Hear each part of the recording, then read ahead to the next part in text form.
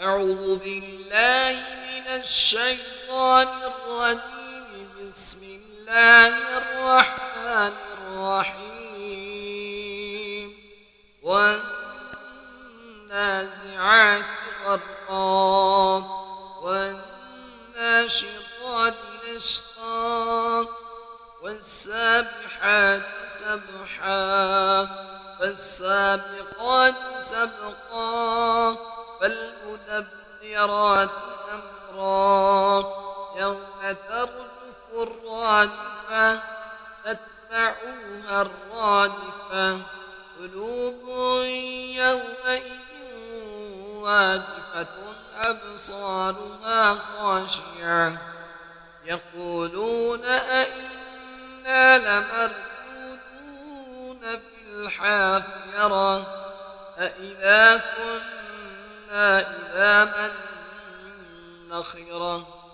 قالوا تلك إذا كرة خاسرة فإنما هي زجرة واحدة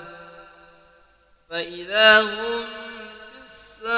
بالساهرة هل أتاك حديث موسى إذ ناداه ربه بالوادي المقدس طوى اذهب إلى فرعون إنه طغى فقل هل لك إلى أن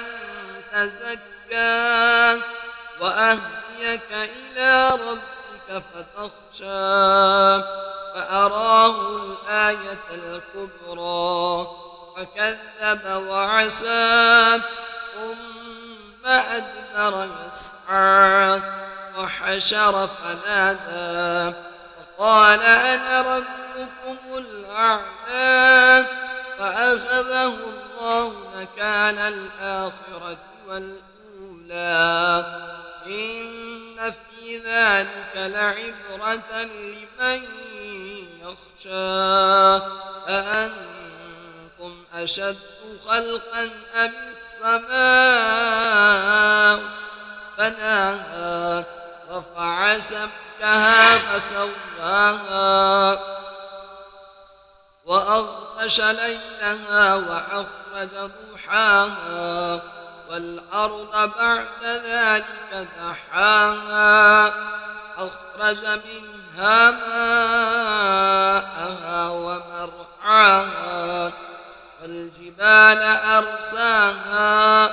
متاعا لكم ولأنعامكم فإذا جاءت الطامة الكبرى يوم يتذكر الإنسان ما سعى وبرزت الجحيم لمن يرى فأما من طغى وآثر الحياة الدنيا فإن الجحيم هي المأوى وأما من خاف مقام ربه ونهى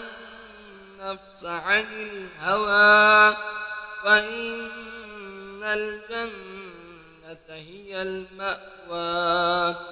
يسألونك عن الساعة أيان مرساها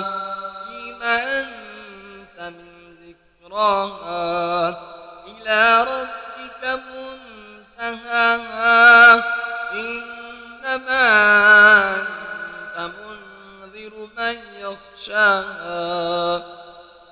كأنهم يوم يرونها لم يلبثوا إلا عشية أو ضحاها